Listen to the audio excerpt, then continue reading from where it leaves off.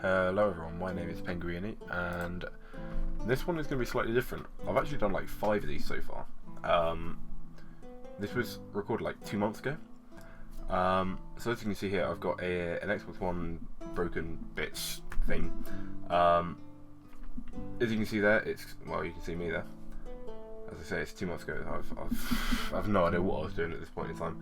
But yeah, so it was 99p and £3.30 postage. So it was very cheap. It was like, what is that? $3.49? $4.49. It came in this box here. It's quite well packaged. I'd already opened it, to be honest, so I knew what it was. And as you can see, it is very much damaged. Now I bought this hoping that it was just going to be the damage, and it doesn't look like it has been opened at this point in time. It may have been. I'm not too sure. I'll find out when I poke a hole through it. As I say, it was 2 months ago that I did this, so I have no idea what I was doing. This was the first Xbox One controller that I'd ever actually fixed, and as you can see, it turns on. So that proves my point of it should just be a change. Oh, I've done a thing there. I also edited this like a month ago as well. I'm too busy to actually get around to recording this stuff or editing this stuff in this case. I should talk over my microphone. As you can see here, I am testing the buttons and all the buttons work. But yeah, as I say, I should talk over the microphone, but it's just as I say, I'm quite busy, and the times that I do get to record, I can't really actually talk, or also there'll be more background noise. As you can see, there's actually the telly on the right watching the news. I think it's the news. Yeah, that's the weather. But yeah, I'm being an idiot there. It's not working because I pressed the launch game bar button. Well, I pressed the button in the middle. As you can see, there's a slight scratch on the Xbox One button, on the Xbox button, whatever it's called. But yeah, this is where I now show that I bought this. This was a Luna White controller shell, and I had no idea if it was an official thing or not. It said official. It was only £5. So what? That's a total of £8.50, whatever it was. For £4.99, £4.30, so £4.29, so £9.29 for all of this. Came in that box, 10% off. You can use that if you so desire. I don't think it's a one-use code. I'm never going to use it anyway. Came with a screwdriver, which I was quite interested to see, quite surprised to see. Didn't expect that. I think there's another code on the back of this, if I remember correctly. No, there's nothing on the back of that. But I actually, until not long before I received it, I believed that this was either a fake controller or a custom controller or something of that ilk. I did not realise that it was a genuine product, and I didn't realise that the actual genuine product that you can buy it's quite expensive, but it comes with gold triggers, and I think it comes with a gold D-pad, and then like really nice white buttons, and it looks really good. Oh, so that you can see it had already been opened before me. I think it looked like that. I'm not too sure. I may have missed that. But it was just a case of taking it apart, and obviously I'd never taken it apart before, so I wasn't too sure. Also, spoiler alert, you'll notice that I end up losing a screw. I found out literally tonight that the screw that I was missing was in that little crack bit there, where I had my thumb. I'm not sure how I edited this. Was I unaware of the fact that you had to use it? Another spoiler alert as well. I had another controller where someone actually... Oh yeah, I had to go and watch a video. Yeah, I didn't know how to open it, so I had to watch a video not realising how this works.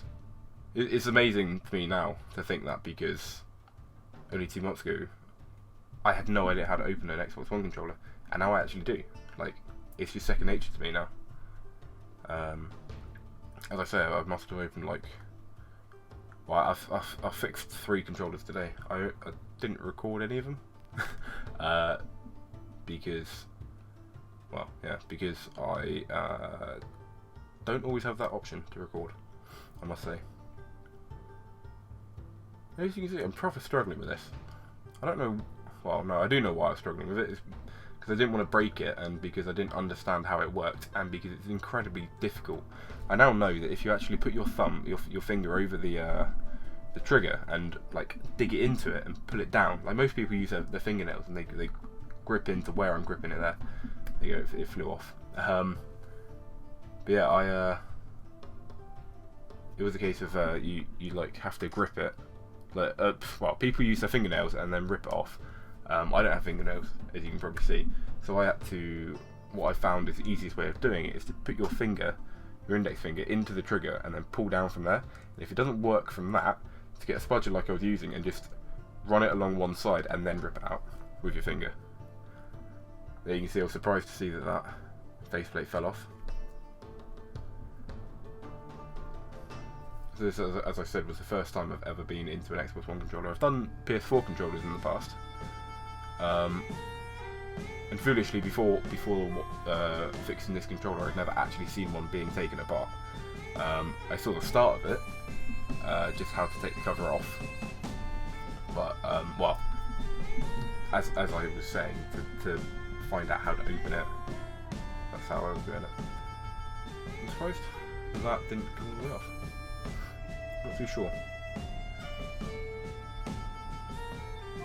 See, this now, to me at least, would be a fairly simple repair. Like, it would just be take the cover off, put a new cover on, and it'd be really simple. Like, one of the repairs I did the other day was literally just changing that top bit, changing the bumpers. That was stupidly simple. I wonder if this one this is one of the newer ones with the I don't know what it's called. The headphone jack. There you can see I'm fast forwarding through most of my cleaning.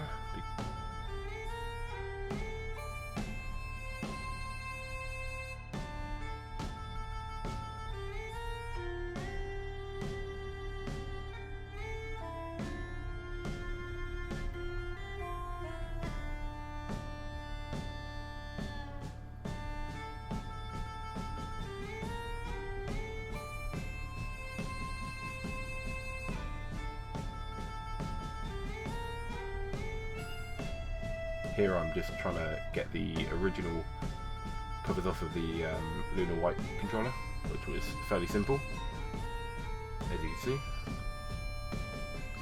Maybe it wasn't so simple seeing as how I had to make it cut there. I'm not too sure anymore.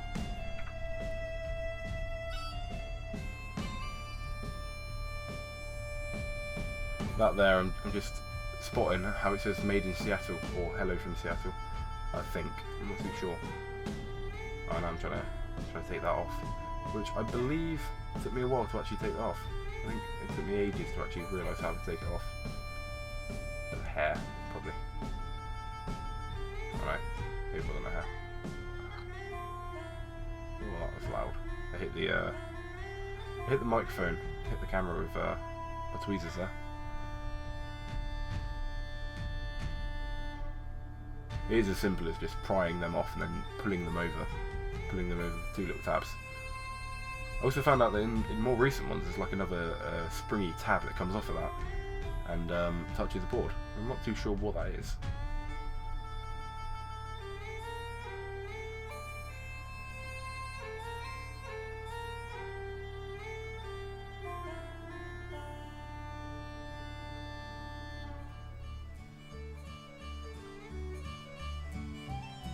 It's just a case of plonking them on the new ones, which was much simpler than getting them off.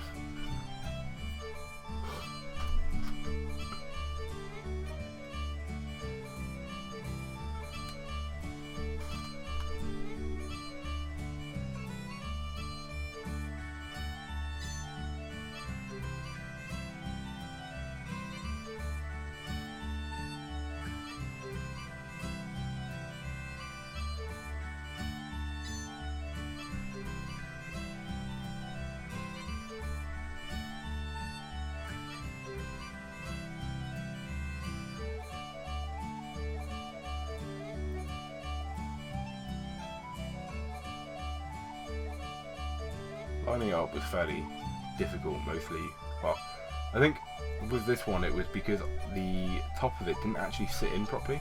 They're like, it looks like tabs on the top. It didn't look like it was sitting in properly, and there as well you can see me looking at the front plate, because obviously I'd never had a Xbox One controller beforehand, and I don't have an Xbox One. I didn't know what they were meant to look like, and you could see like a gap. I'm sure if you've got one of the original Xbox One controllers, you can see there's like a gap between the faceplate and the sort of bumpers. And I just couldn't get my head around it. I didn't think it was what it's meant to look like.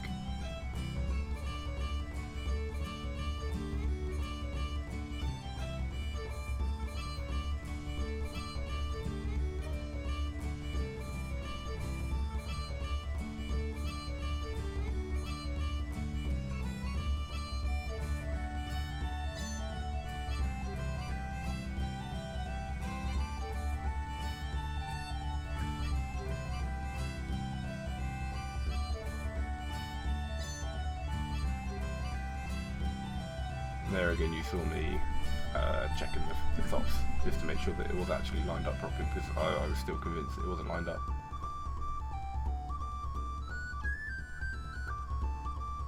Now it's time to test it. So it turns on, as you'd expect. Do I skip into it? Oh no. And then you can see it's all working completely fine.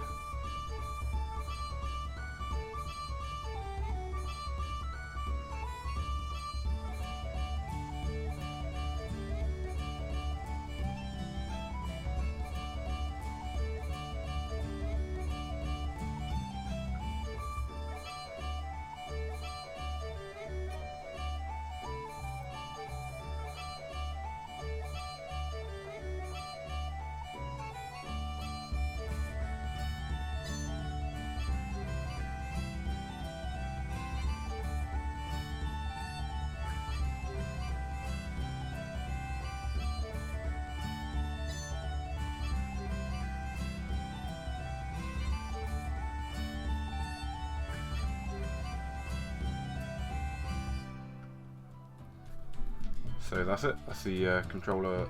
Wow, no, it's not. I spoke too soon. That there, I actually ended up putting a PS4 controller screw in and trying to get it to work. So it works with batteries as well, as you can see. That PS4 controller screw popped straight back out, and I ended up putting an actual official screw in later on that I found, because I had another one in pieces, I had another controller in pieces that was never going to go back together ever. It came and it was just completely incomplete and it was silly. But yeah, I actually really liked this controller. Like, I would probably keep it now. If it wasn't the first one and I wanted to get rid of it to buy more, I probably would have kept it. But I did end up, as I said, I bought it for £9.29. I sold it to a mate for £20. I originally said £25, but then when I found out that it's not really a Luna controller, even though he liked it and he was willing to pay £25, I said, well, I'll just do it for £20. Oh, there you go. Take a PS4 screw out there. I did actually say to him, I'll only sell it to you for £20, which possibly is quite low for a controller.